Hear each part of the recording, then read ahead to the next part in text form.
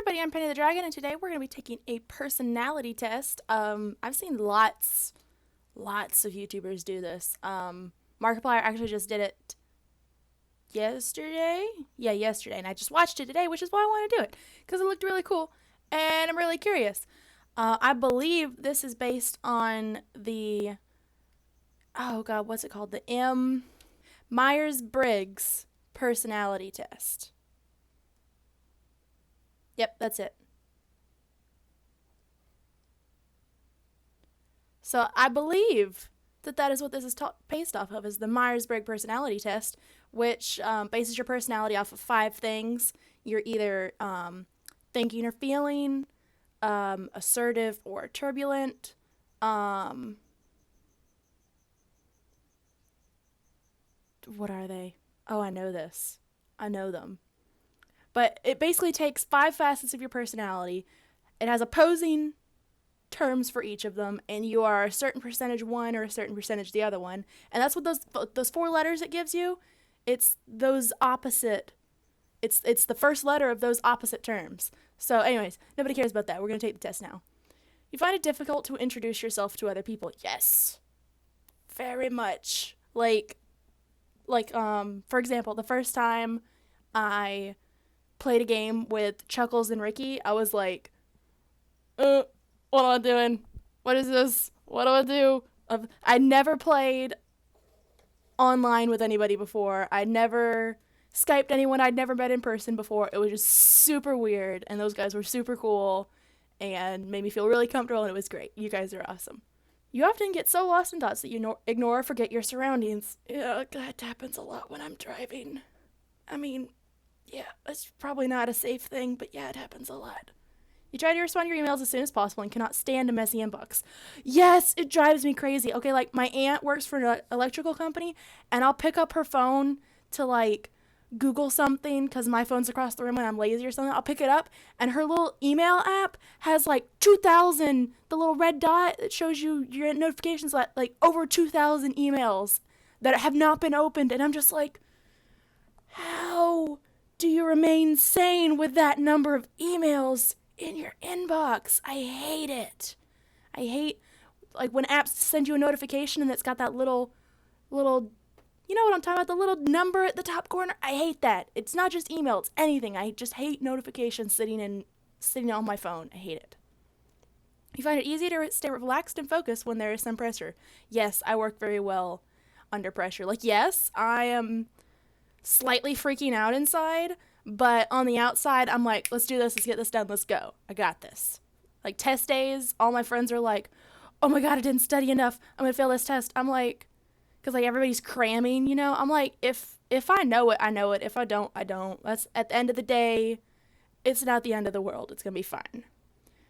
You do not usually initiate conversations. I typically do when it's required. If I need to ask my professor something after class, obviously I have to initiate that conversation. I'm fine doing that.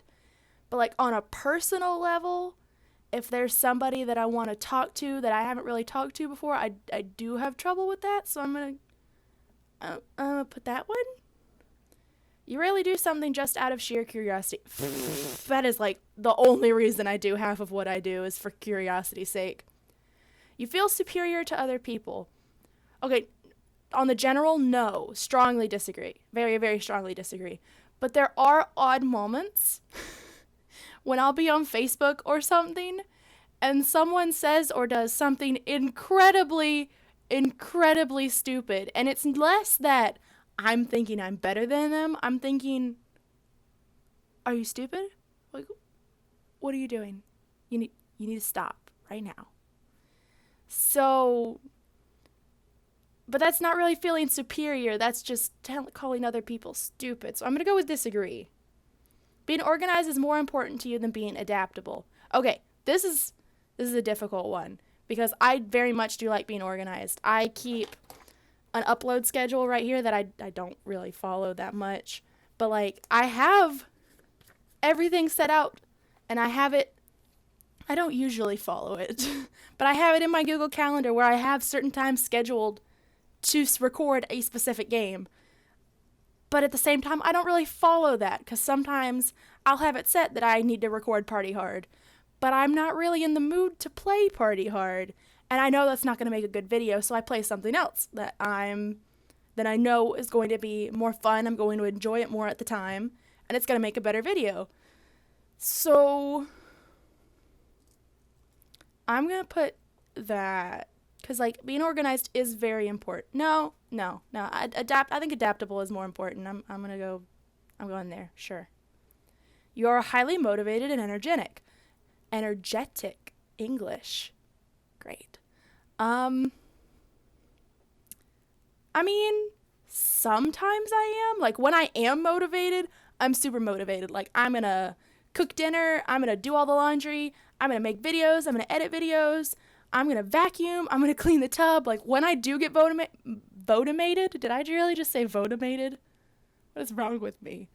When I do get motivated, I'm, like, seriously motivated. I'm going to get everything done on my list. But that's very rare. Very, very rare. Most of the time, it's just like, I really need to get this done. But I don't feel like it. So I'm going to go with that one. Winning a debate matters less to you than making sure no one gets upset. I'm a very debating person, and I struggle very, very much with debating the point rather than having an emotional reaction to, like, these are actual people that we're speaking about. I feel very strongly about about my opinions and my beliefs, and I'm going to defend those. My natural reaction is to defend those and not care what someone else is going to think about me or how they are going to react emotionally. That's my gut reaction. But at the same time, I don't want to piss off all my friends. I don't want to be that person. But that's how I naturally am. I constantly will be on my phone and, like, typing out something, and then I go back and I read it and I'm like, oh God, I can't post this. This is going to explode. This is going to cause all sorts of problems. So, and at the same time, I don't really, in this situation I'm talking about, I don't really care about winning because stop that. Because there really is no winning in that case, because at the end of the day, you're most likely not going to change anybody's mind. And that's what I've learned.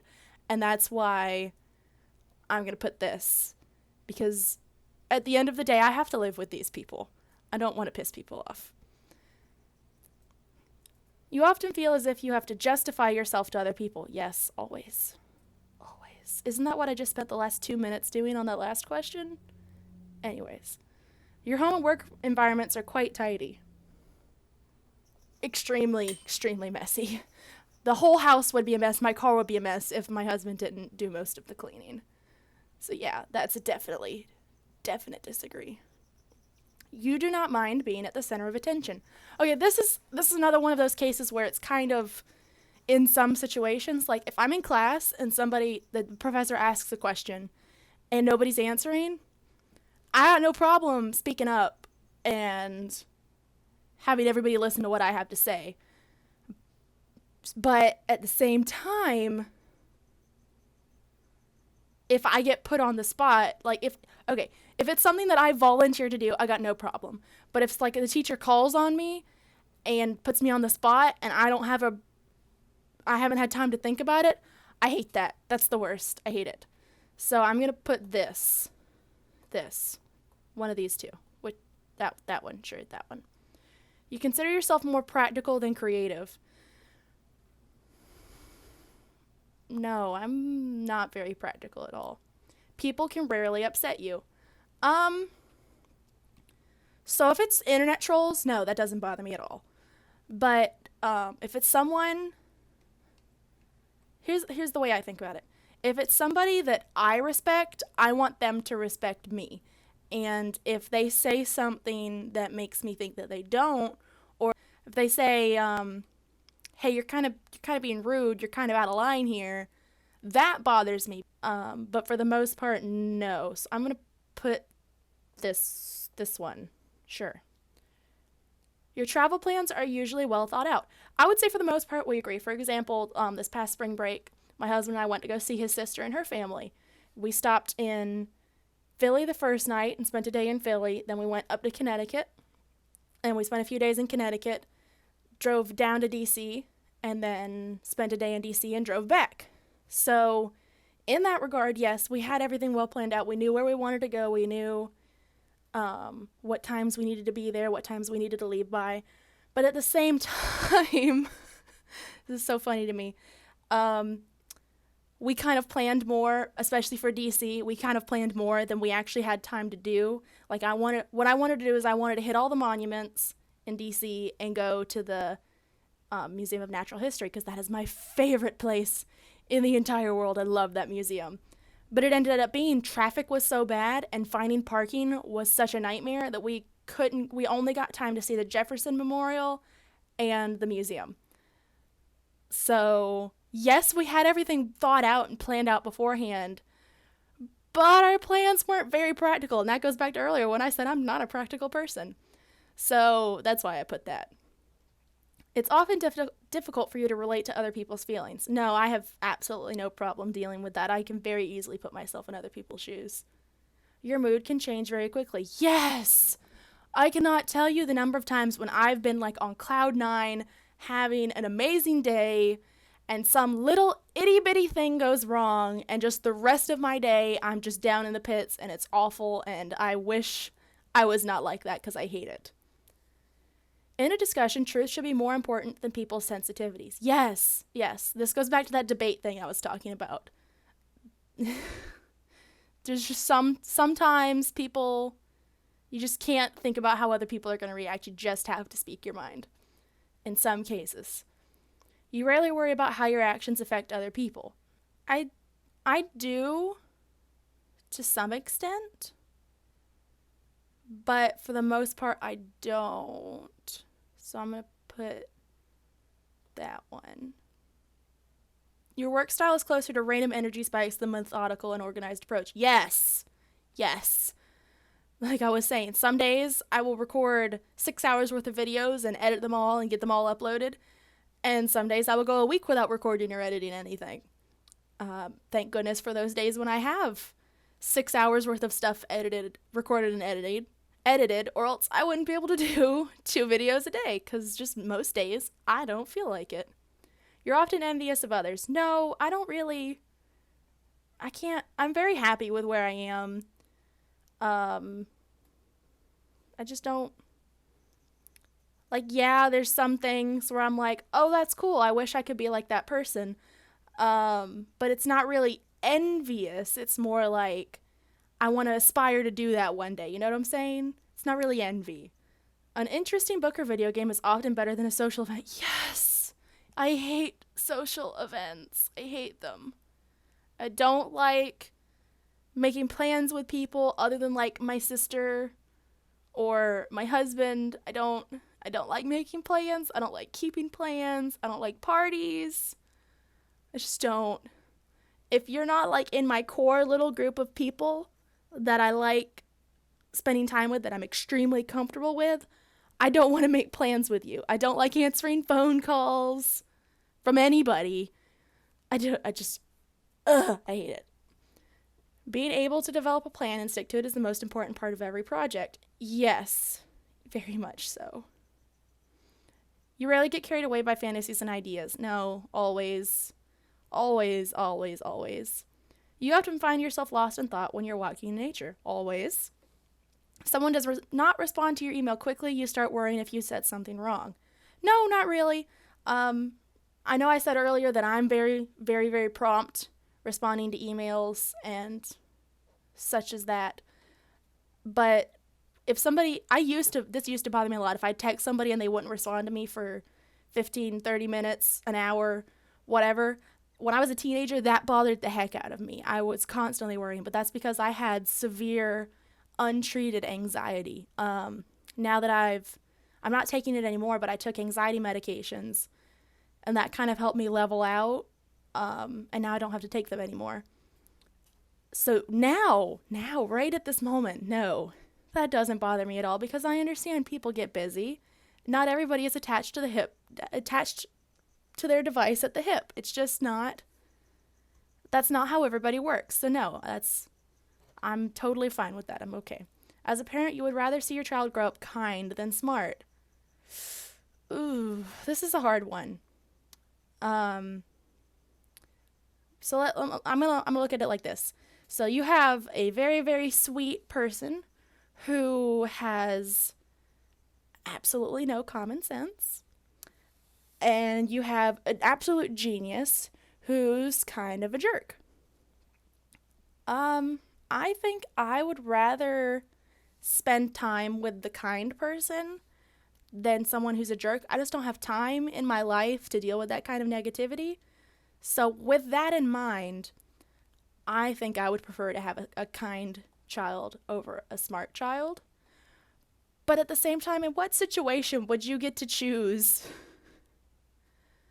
whether your kid is kind and smart? And in what situation are those things mutually exclusive? Why can't you have both or neither? This is kind of an impractical question, but I guess it is, I don't know. It's weird. That's a weird question. I don't like it. You cannot let other people influence your actions. For the most part, no, I don't. But if there is someone who does know more than me, someone who I respect, and they are telling me, hey, this is going to be a lot easier for you, a lot better for you if you do it this way, I'm probably going to take their advice. But if it's just some Joe Smo off the street who says, I actually had this conversation with someone the other day, someone who says, hey, have you considered that maybe all your medical issues are caused by the medications your doctor is giving you? Maybe you should just stop taking them and I bet you'll feel a lot better. Okay, I don't know where you got your PhD from, but my doctor's the leading fibromyalgia doctor in Savannah, Georgia, has been treating fibromyalgia longer than the CDC has recognized it as a legitimate disease. I think I'm going to follow his advice over yours. But thank you for your concern. But no, I'm not going to stop taking my medications. Please stop telling me that because it's stupid. You have no idea what you're talking about. But if my doctor told me I need to stop taking my medication, yeah, I'm going to stop taking my medication. I'm going to do it the way he directs me to. Thank you. I'm going to get off my soapbox now and go back to this personality test. Your dreams tend to focus on the real world and its events. No. I have weird dreams where it's just like, I get like flashes. It's almost like I have a bunch of different dreams at the same time and I like bounce between them. I get like a flash of this dream and a flash of that dream. It's weird, and I don't like them, and that's probably why I have trouble sleeping, because I don't like my dreams. It's not taking much time to start getting involved in social activities at your new workplace. It does. Social activities. No. You're more of a natural improviser than a careful planner. I'm not really. I can improvise if needed, but I'd rather have everything planned out, everything set out, ready to go, know what I'm doing in advance. Yeah. Your emotions control you more than you control them. Again, when I was a teenager, yeah, my emotions had total sway over me between the hormones and my anxiety and all sorts of stuff. But now that I've taken that anti-anxiety medicine and I've balanced out and I've learned things about myself and about the world, no, I feel very much in control. You enjoy going to social events that involve dress-up or role-play activities. Social events, no, but if I do go to a social event, it's probably going to be like Anime Weekend Atlanta or MomoCon or something like that, where there's going to be a lot of people cosplaying. So I'm going to put that one. I very much do enjoy those. Anime Weekend Atlanta was amazing. I haven't gone in a couple of years just because I have class now. I can't skip class in college like I used to in high school. It just doesn't. It's not a good thing. So I hope I get to go back soon though. It's awesome. You often spend time exploring unrealistic and impractical yet intriguing ideas. No, not really. You would rather improvise than spend time coming up with a detailed plan. No, I'm all about my list. I got To-do lists, whether or not I do them is a whole different question, but when I'm going to write it all out, plan it all out, get it on paper. You're a relatively reserved and quiet person, very much so. Yes. I don't in this setting where it's just me talking to a camera, yes, I'm talking a lot. I'm just rambling and rambling and rambling. But in everyday life, I'm totally content just sitting and listening and thinking and not speaking. And speaking is not something that is required of me. If you had a business, you'd find it very difficult to fire loyal but underperforming employees. Okay, I remember Mark answering this question, and he very, very, very much agreed. And I remember thinking at the time that if I was someone's boss and it came to the point where someone was underperforming so much that I needed to fire and replace them, to reach that point, I would have spoken to this person, I would have worked with this person, I would have given them every single opportunity to learn how to do their job correctly. And if they still were not performing up to standards, then no, I would have no problem firing them, because if I've put all this effort in and worked with you to the point where there's nothing more I can do, I'm sorry, boo, you gotta go. You just gotta go.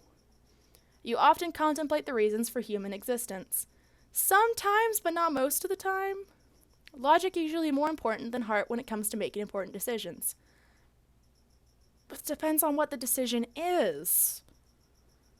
If it's something like financial, yes, logic is much more important. But if it's, like, say my husband and I are talking about whether or not we have a child, yes, there's going to be logic involved in that financially, but are we emotionally in the place where we can be parents? That's a heart decision. So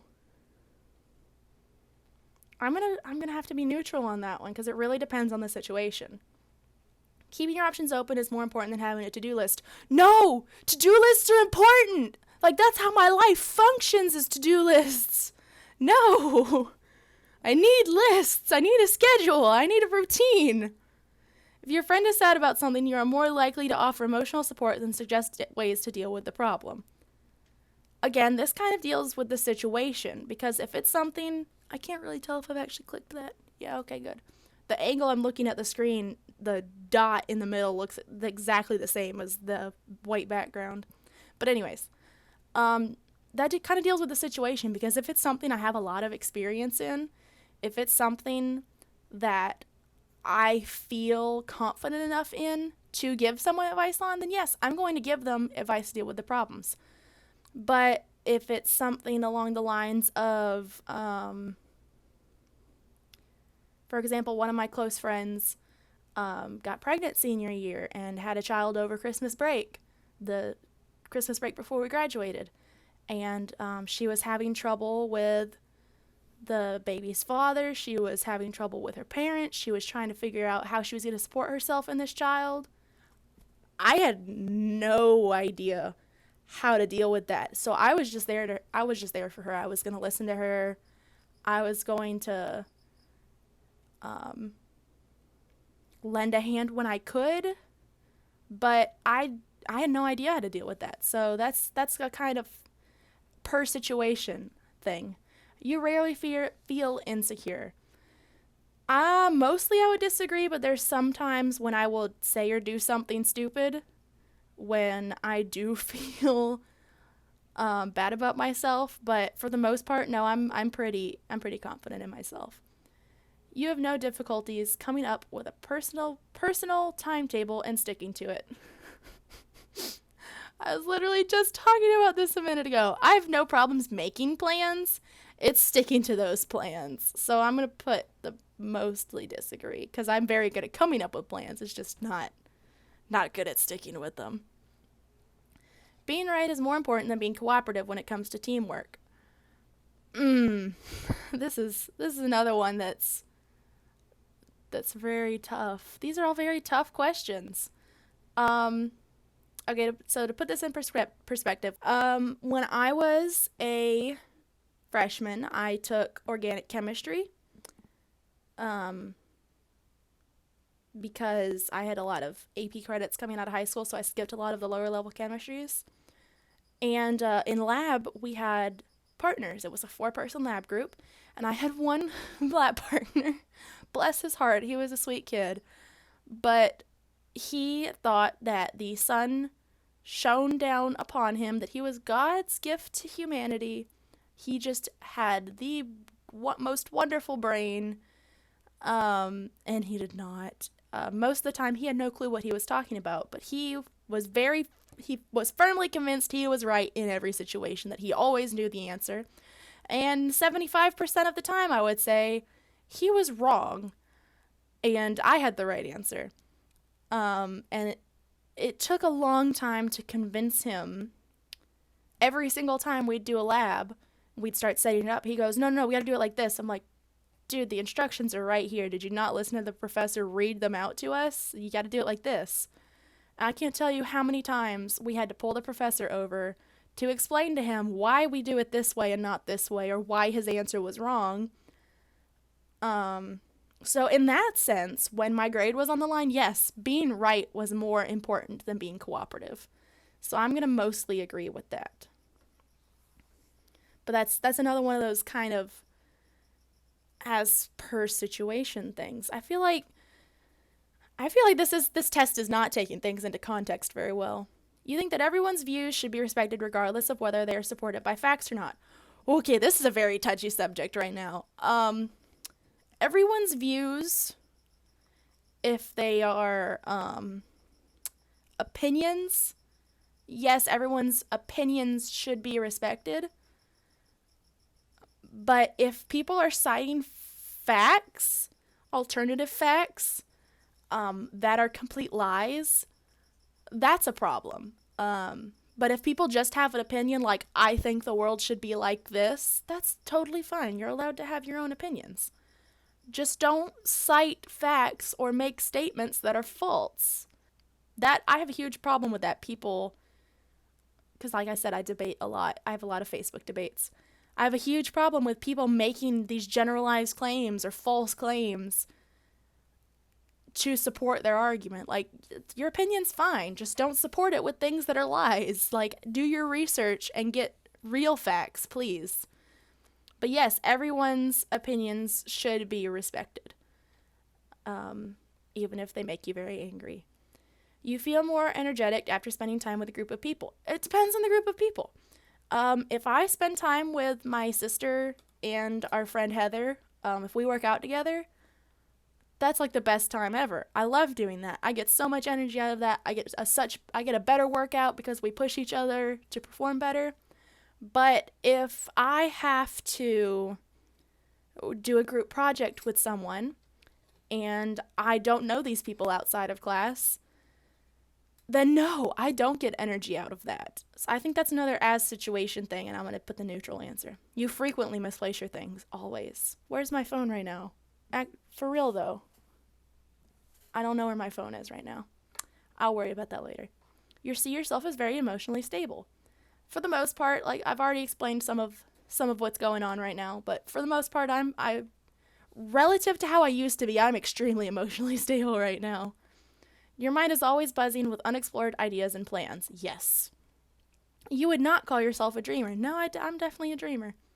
You usually find it difficult to relax when talking in front of many people. I believe I already explained this once, but if I volunteer to speak and I've already got an answer, already got an answer in mind when I start speaking, then yes, I have no problem with that. But if somebody puts me on the spot, that I have a problem with. So I'm going to mostly disagree with that. You usually find it difficult to relax. I'm going to mostly disagree with that. Generally speaking, you rely more on your experience than your imagination. I would say I typically rely more on my experience. I'm going to mostly agree with that. You worry too much about what other people think. No. I'm going to mostly disagree with that because like I said before, if it's someone I respect, yes, I do want them to think highly of me. But for the most part, I don't care. You guys can watch my videos, you cannot watch my videos, you can like them, dislike them. I don't care. I really don't. That's not why I do this. I don't do this for the praise. I do this to have fun, and I hope you guys have fun along with it, but I don't expect any reward from that. You have a tendency to procrastinate until there is not enough time to do everything. Yep. You feel very anxious in stressful situations. Mostly disagree. You believe that it is more rewarding to be liked by others than to be powerful. Yes. Like I said, I do want to be liked by people, but it doesn't bother me if you guys don't like me. That doesn't bother me. You've always been interested in unconventional and ambiguous things in books, arts, or movies. Yep. You often take initiative in social situations. That's another one of those things where it's kind of as per situation. If it's something, like I was talking about the group projects earlier, if no one else is stepping up and taking a leadership role, I'm doing it. But if it's just, I want to talk to somebody or want to ask somebody a question, I don't know. If it's not something where no one else is taking the initiative, so I have to, I'm probably not going to take it. If someone else takes the initiative before I do, that's fine. I'm cool with that. Let's get some results. Let's stop my rambling. Your personality type is mediator. INFP. Okay, so this is what I was talking about, those letters. Okay, so it writes you on extroverted versus introverted, intuitive versus observant, thinking versus feeling, judging versus prospecting, and assertive versus turbulent. And it gives you a percentage of which one you are. So on mind, I'm more introverted. That's where the I comes from. Energy, I'm more intuitive, which I think that's what the N is. Yeah, in. Nature, I'm more feeling. Tactics, I'm more prospecting. And identity, I'm more assertive. So that's what those mean, in case you were wondering. No one can stop you from dreaming. I'm 57% introverted, so yeah, I'm naturally an introverted person, but if the situation requires me to act more extroverted, I don't have a problem doing that. Energy, I'm more intuitive versus observant. Yeah, I'd say that's pretty true. Nature, I'm more feeling than thinking. Yep, that's definitely true. I'm a very emotional person. Tactics, I'm more prospecting rather than judging. I think judging is more like you need concrete facts, and prospecting is more you can kind of infer things. I think that's what that is. Don't quote me on that. And I'm 62% assertive. That's surprising. Everything else, I expected a higher feeling rate, a higher percentage there, maybe slightly more introversion, but this is really surprising. Let's read more about this. Mediator personalities are true idealists, always looking for the hint of good in even the worst of people and events, searching for ways to make things better. I'd say that's mostly true. While they may be perceived as calm, reserved, or even shy, mediators have an inner flame and passion that can truly shine. Yep. Comprising just 4% of the population. The risk of feeling misunderstood is unfortunately high for mediator personality type, but when they find like-minded people to spend their time with, the harmony they feel will be a fountain of joy and inspiration. Like I said, just some people I get energy from, and some people I don't enjoy being around. Mediators, you may know: William Shakespeare, J.R.R. Tolkien, yes, Johnny Depp, yes, I love Johnny Depp, Julia Roberts, Tom Hiddleston, yes, Frodo Baggins. I don't know any of these other people. Arwen, ooh, that's awesome. Johnny Depp, yes. All right, let's go to strengths and weaknesses. Mediator strengths: idealistic, seek and value harmony, open-minded, and flexible. This is very true. I'm a very open-minded person. Very creative, yep. Passionate and energetic, yep. Dedicated and hardworking. I'm very dedicated, but I only really work hard when I have motivation, which is not very often. Well, I mean, it depends on what. I always work hard on something. It's just the things that I probably should be working hard on, such as I should probably be doing my sociology homework right now, but I'm not. Too idealistic. Mediators often take their idealism too far, setting themselves up for disappointment as again and again evil things happen in the world. Yeah, that's unfortunately true. Too altruistic. Mediators sometimes see themselves as selfish, but only because they want to give so much more than they are able to. This becomes a self-fulfilling prophecy as they try to push themselves to commit to a chosen cause or person, forgetting to take care of the needs of others in their lives and especially themselves. Very true. Impractical. Yep, very impractical. Dislike dealing with data. No, I'm pretty good with dealing with I got an A in statistics, for example. I'm very good with dealing with numbers. Take things personally. That's very true. Difficult to get to know. Mediators are private, reserved, and self-conscious. This makes them notoriously difficult to really get to know, and their need for these qualities contributes to the guilt they often feel for not giving more of themselves to those they care about. Huh, that's interesting. Career paths. Let's do that. Mediator careers. There's a place and means for everyone. First and foremost is seemingly every mediator's dream of growing up, to become an author. Oh, dude. Yeah. Like, I'm not like aspiring to be an author because I know it's very unlikely, but I do write. I'm a very good writer. While a novel is a classic choice, it's rarely an accessible one. Hey, that's what I was just saying. And there are many viable options for freedom-loving mediators. The internet brings the world of opportunities to blogging and freelance work as organizations expand their reach beyond their native tongues. They will come to depend on mediator personality types, with their gift for language and written expression, to take their rougher translations and stale pitches and inject them with a sense of beauty and poetry. Yes! Oh, this is so true! Where mediators will not thrive in a high-stress, team-heavy, busy environment that burdens them with bureaucracy and tedium. That's pretty much the nursing field to a T, and I feel pretty comfortable in that setting. So I would kind of disagree with that. That's nursing to a T right there. Mediators need to be able to work with creativity and consideration. High-pressure salespeople, they are not. No, I cannot be a salesperson. It can be a challenge to avoid these roles as they are the basis for so much starting work, and it's often a risk to break away into something less dependable but more rewarding. To find a career that resonates with mediators' values, though, that's more than just a job, something that sometimes it's just what needs to be done. Yeah, the starting work thing is very true. Like, when I got my first job, it was a technology resource center on campus, and I was the only employee. So I was pretty much given the freedom to organize this. It was just one little itty-bitty space, probably about 6 of the bedrooms that I'm in right now, which is probably a 15 by 10 foot space. It's about 6 of these rooms. And I was allowed to decorate it however I wanted. I was allowed to set up the tables however I wanted. There were very few things that were required of me up until we got a new manager right before I quit. I was pretty much given free reign, and I very much enjoyed that. But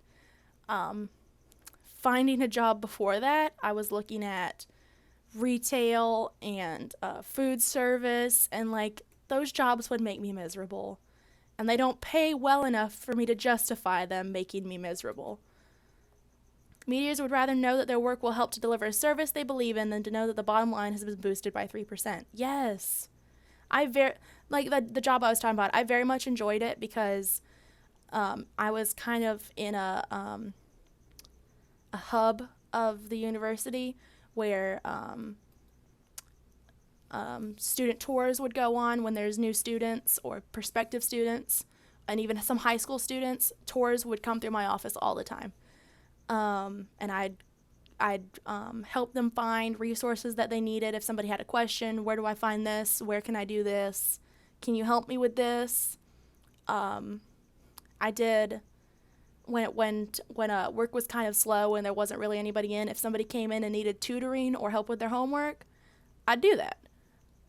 And it was very rewarding because people who didn't know how to write a research paper, didn't know how to do research at all, I was an English major before I was a nursing major, so I got writing research papers down to a T. I got MLA format, APA format, all up in here.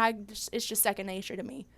And that's not the case with everybody. So it was very rewarding being able to help people with that. Mediator colleagues. Mediators feel most comfortable among colleagues. They aren't interested in controlling others and have a similar distaste for being controlled.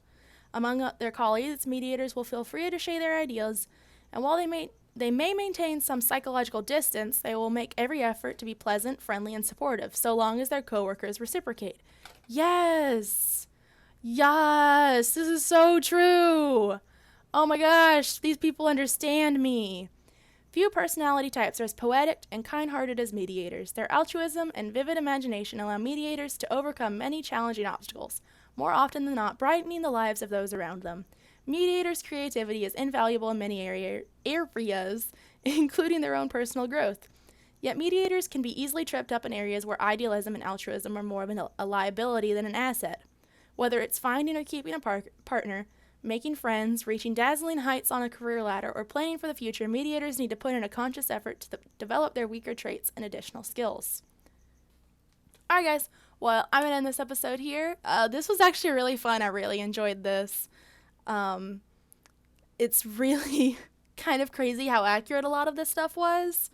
There was very few things that weren't true. But I was pretty surprised by how low like my introversion and my feelings scores were, and how high my intuitive and I'm pretty intuitive, but how high my assertive was. I expected that to be well below 50%. But yeah, this is really cool, and I love the art style. I love how it was set up. A few of the questions were a little wonky, those ones that I made neutral. But I guess that's just how my brain works, the way I think about things. So maybe you guys got different answers. So I'm going to put a link to this down in the description, and I want you guys to take it and tell me what you got, and tell me a little bit about your personality type, because even though I did learn about this in my psychology class, I am not familiar at all with all 16 of the personality types. And I'd love to hear more about it. So if you guys like this, make sure that like button and comment down below, because you know how much I love getting feedback from you guys. If you're not subscribed already, make sure you do, because I put out new content just like this every day except for Sunday. And with all that said, I will see you guys in the skies. Bye!